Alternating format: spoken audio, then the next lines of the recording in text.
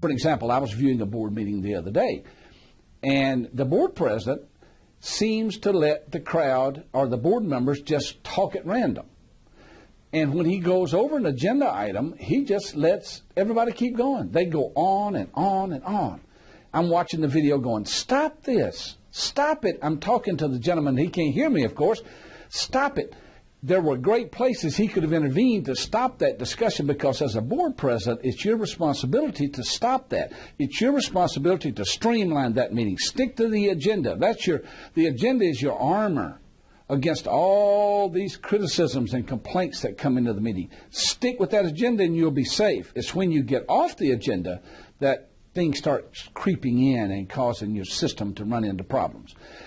I kept watching him, and he kept going. And then when they quit talking, he would look up and say, well, if there are no further discussions, we'll just go to item number so-and-so. And then you watch that, and that does the same thing.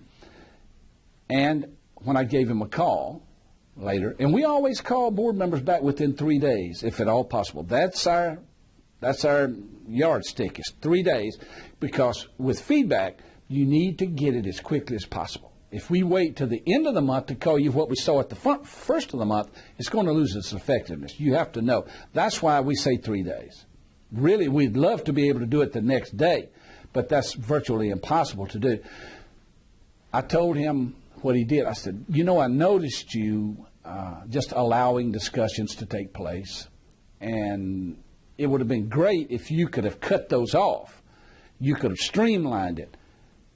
Well, I kind of wanted to let everybody say what they had to say. I said, but you can't do that in the meeting. You've got to streamline that meeting.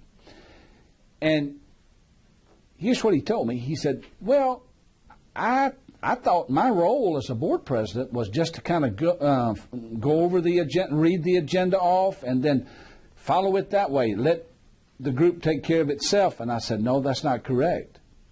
And then I explained to him what his role was. But you see, now I saw him doing it. I know for a fact that he had been to training that told him what a board president does. See, all board members go to training that tells them what they need to do.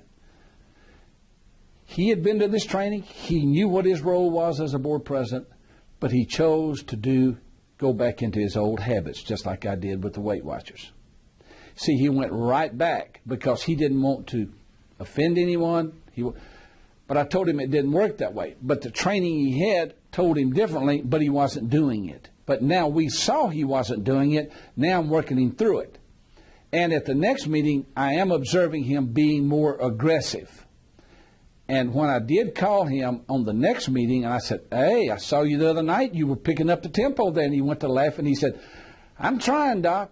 I'm trying to do better. He said, I see what you're talking about, though. We can cut our board meeting times down if we stay on the agenda. I said, absolutely. Little things, you already know that, don't you? You know those things. You just assume every board president knows that. They do know it, but they won't do it. They need that feedback. They need someone to hold their hands through the process.